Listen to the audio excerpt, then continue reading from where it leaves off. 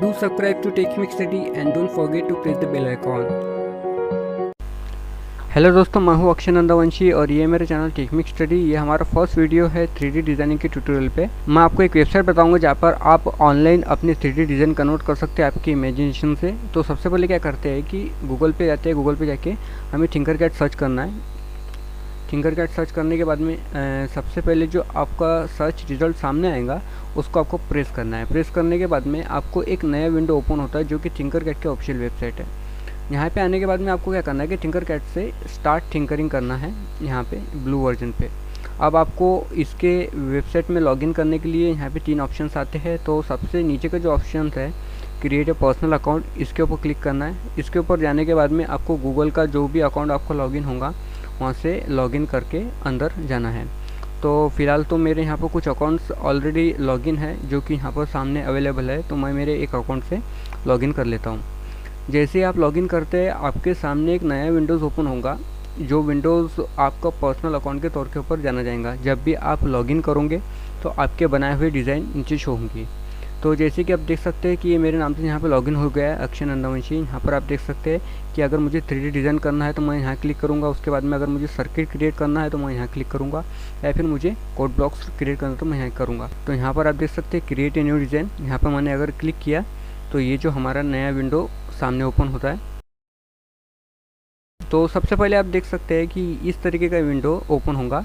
इस work plane के ऊपर हम हमारा पूरा ऑपरेशन परफॉर्म करेंगे। तो सबसे पहले हम सामने देखते हैं कि वर्क प्लेन क्या होता है। ये वर्क प्लेन जो है ये एक्चुअली एक परफॉर्मेंस एरिया है जिसके ऊपर और जिसके रेफरेंस से हम हमारे 3D डिज़ाइन को क्रिएट करने वाले हैं। और ये वर्क प्लेन को डिवाइड किया गया है छोटे छोटे ब्लॉक्स में जिसको ग्रिड्स कहा जाता है। तो वर्क प्लेन क्या है? वर्क प्लेन एक रेफरेंस प्लेन है जिसके रेफरेंस से हमें हमारे 3D डिज़ाइन को क्रिएट करना है और जिसके रेफरेंस से हम उसके डायमेंशन यूज़ करेंगे। समझो मुझे 3D डिज़ाइन को डायमेंशन देने हैं तो वो किसके रेफरेंस से दूंगा? मैं इस वर्क प्लेन के रेफरेंस से।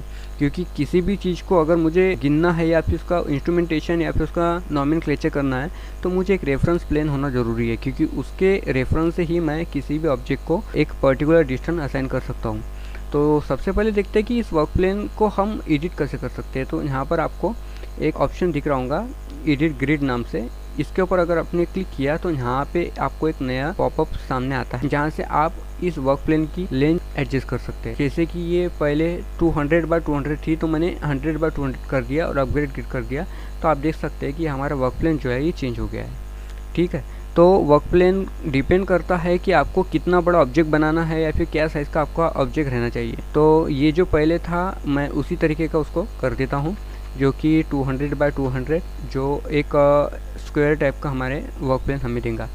अब बात आती है इस वर्क प्लेन को हम यूज़ कैसे करेंगे। ठीक है, आप देख रहे होंगे जैसे ही मैं इस वर्क प्लेन को तरीके से मूव कर रहा हूँ तो अपर लेफ्ट कॉर्नर में ये जो एक छोटा सा क्यूब टाइप है ये भी उसके साथ में मूव हो रहा है। ठीक है, तो अगर मुझे मेरे वर्क प्लेन के अंदर मूवमेंट लानी है तो मैं क्या करूँगा, हमारे जो माउस का राइट साइड का जो बटन होता है वर्क प्लेन पे आने के बाद में अगर मैं उसको प्रेस करके रखता हूँ कंटिन्यूसली और मेरा माउस को अगर मैं सरकाता हूँ थोड़ा सा किसी भी दिशा में तो क्या होता है कि हमारा वर्क प्लेन मूव करना चालू कर देता है।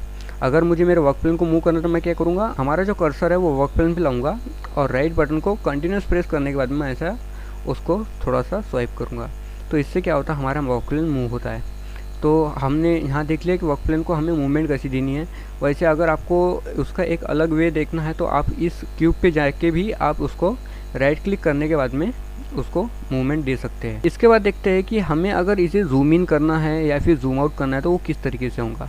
जूम इन और जूम आउट, कभी कभी हमें किसी भी ऑब्जेक्ट को बारीकी से देखना होता है तो हमें जूम इन करना होता है। तो इसको जूम इन जूम आउट करने का एक बेसिक वे ये है कि ये जो प्लस का निशान आप देख रहे हैं इसको अगर आपने एक बार प्रेस किया तो थोड़ा जूम इन होगा, इसको अगर और किया आपने तो और जूम इन होगा। इस तरीके से आप इसको कंटिन्यूस प्रेस करके जूम इन कर सकते हैं और उसी तरह से जो माइनस का जो साइन है उसको कंटिन्यूस दबा के आप जूम आउट कर सकते हैं। वैसे अगर आप भूल जाते हैं कि कैसे जूम इन जूम आउट करना है तो आपको क्या करना है, आपके जो माउस का मिडल का जो बटन है राउंड बटन को अगर आपने फॉरवर्ड मूव किए तो आप जूम इन होंगे और उसको वर्ड मूव किए तो आप जूम आउट हो जाएंगे। इसके बाद हम देखते हैं कि यहाँ पे किस तरीके की शेप्स हमें अवेलेबल है जिसका हम यूज़ करके हमारे 3D डिज़ाइन कर सकते हैं।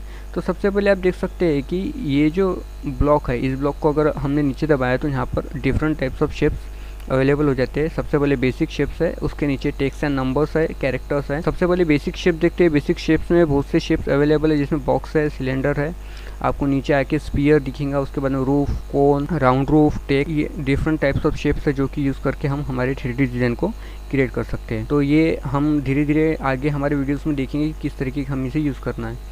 उसके बाद में सेकंड्स है टेक्स्ट एंड नंबर्स, जिसके अंदर ABCD से लेके हमारे 1 2 3 4 जितने भी नंबर्स है, टेक्स्ट और नंबर, हम उसको यूज़ कर सकते हैं, जो कि हमें हमारे 3D डिज़ाइन में काम आ सकते हैं। उसी तरीके से कैरेक्टर्स है, characters, different types of characters, कोई भी ऑब्जेक्ट जो हमारे रोज़मर्रा की ज़िंदगी में यूज़ होता है।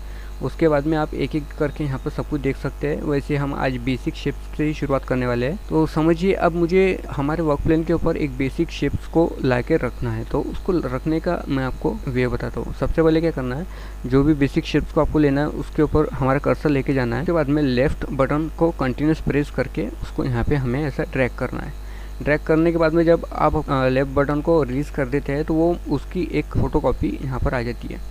इस तरीके से हमारा ये जो ऑब्जेक्ट है, हमने हमारे वर्क प्लेन के ऊपर उसको ला के रख दिया। इसके बाद में हमें क्या करना है, इसके डायमेंशन चेंज करना है। डायमेंशन चेंज करने के लिए यहाँ पर एक आपका पॉपअप विंडो ओपन हुआ है, जहाँ पर आपको दिख सकता है कि उसका रेडियस, लेंथ, विड्थ और हाइट किस तरीके से आप उसको एडजस्ट कर सकते हैं। जो कि ये एक क्यूब है तो इसका रेडियस तो कुछ हो नहीं सकती, तो लेंथ, विड्थ और हाइट को हमें एडजस्ट करना है। तो आप यहाँ से डायरेक्टली उसको एडजस्ट कर सकते हैं। अगर आपको 30 चाहिए तो 30 यूज़ करिए। उसके बाद में अगर आपको 40 चाहिए तो आप इसको 40 यूज़ कर सकते हैं।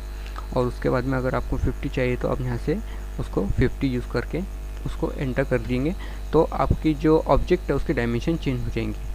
वैसे एक और वे है जहाँ से आप आपकी जो डायमेंशन है उसको चेंज कर सकते हैं। आप जब भी इस बॉक्स को देखेंगे तो यहाँ पर आपको कुछ ऐसे छोटे से स्क्वायर टाइप वाइट स्क्वायर दिखेंगे, जहाँ से आप उसकी लेंथ एडजस्ट कर सकते हैं। समझो मुझे उसकी लेंथ एडजस्ट करनी है तो मैं यहाँ पर ऐसे एक बार प्रेस करूंगा तो ये डायमेंशन पे आने के बाद में मैं यहाँ से भी उसकी लेंथ उसकी चेंज कर सकता हूँ। उसके बाद में अगर मैं दूसरे व्हाइट कलर के ऊपर जाता हूँ तो वहाँ से मैं उसकी और एक लेंथ चेंज कर सकता हूँ। उसके बाद में अगर उसकी हाइट मुझे चेंज करनी है तो मैं उसकी हाइट भी यहाँ से चेंज कर सकता हूँ। वैसे आप इसको कंटिन्यूस होल्ड करके आगे पीछे ले जाके यहाँ से भी ऐसा उसको चेंज कर सकते हैं। तो ये कुछ वेज है जहाँ से हम हमारे डायमेंशन के अंदर तब्दीलियाँ ला सकते हैं। और इसके बाद में यहाँ पर अगर मुझे ऑब्जेक्ट को मूव करना है तो मैं उसको सिलेक्ट करके उसको कंटिन्यूस लेफ्ट बटन दबा के इस तरीके से ड्रैग कर सकता हूँ माउस के मदद से। इसके बाद देखते हैं कि ये जो डिफरेंट हमें ऑप्शन दिए गए हैं वो ऑप्शंस किस तरीके से काम आते हैं। सबसे पहले का ऑप्शन जो आप देख सकते हैं कि ये है कॉपी का ऑप्शन। अगर मुझे हूबहू कॉपी बनानी है तो मैं इसे कॉपी कर लूँगा। सबसे पहले मैं इसको सिलेक्ट करूँगा, इस तरीके मैंने इसको कॉपी कर लिया। जो बाजू में एक बटन दिख रहा है ये पेस्ट का है, ये पेस्ट करूँगा तो उसी तरीके एक ऑब्जेक्ट वहाँ पर प्रेजेंट हो जाएंगे। इस तरीके से कॉपी पेस्ट का एक ऑप्शन यहाँ पर अवेलेबल है। वैसे अगर आपको ये दोनों फंक्शन कंटिन्यूस एक ही चीज़ में करना है तो आपको क्या करना है, सबसे पहले इसको सिलेक्ट कर लेना है और यहाँ पर एक डुप्लीकेट एंड रिपीट का ऑप्शन है, इसको दबा दिए तो एक और ऑब्जेक्ट जैसा है वैसे ही कॉपी हो जाएगा। उसी तरीके से इसका बाद का जो ऑप्शन है डिलीट का ऑप्शन है। अगर आपको ऑब्जेक्ट डिलीट करना है तो सबसे पहले सिलेक्ट कर लीजिए,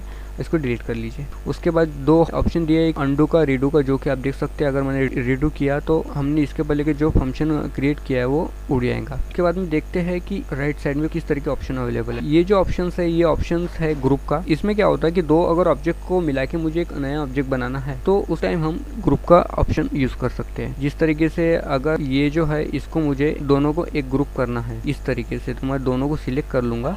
सिलेक्ट करने के बाद में इसे ग्रुप करूँगा तो ये जो हमारा दो ऑब्जेक्ट है वो अब एक ऑब्जेक्ट बन गया। इस तरीके से अगर मुझे इसे अनग्रुप करना है तो मैं उसे सिलेक्ट कर लूँगा और उसके बाद में ये जो अनग्रुप का बटन है उसे दबा दूंगा तो ये दोनों जो ऑब्जेक्ट जो हमारे ग्रुप हो गए थे वो अब अनग्रुप हो जाएंगे। और उसी तरीके से अगर आपको आपके ऑब्जेक्ट के अंदर थोड़ी तब्दीली लानी है, जिस तरीके से कलर चेंज करना है तो आप यहाँ से कलर चेंज कर सकते हैं। ट्रांसपेरेंट चाहिए तो ट्रांसपेरेंट कलर ले सकते हैं, जिस तरीके से आपकी रिक्वायरमेंट है उस तरीके से। अगर आपको आपके ऑब्जेक्ट की मिरर इमेज लेनी है तो आप मिरर इमेज भी यहाँ से बना सकते। तो ये कुछ बेसिक्स ऑप्शन थे जो कि आपकी ग्रिड पे अवेलेबल है, जिसका यूज करके आप अपनी डिजाइन जो है वो अच्छी तरीके से क्रिएट कर सकते हैं। इसके बाद देखते हैं कि अगर मुझे ऑब्जेक्ट की एंगुलर मूवमेंट करनी है तो किस तरीके से करूँगा। तो आप यहाँ देख सकते हैं यहाँ पर एक ऐसा एरो टाइप दिखता है, एक एरो यहाँ दिखता है, एक एरो यहाँ दिखता है।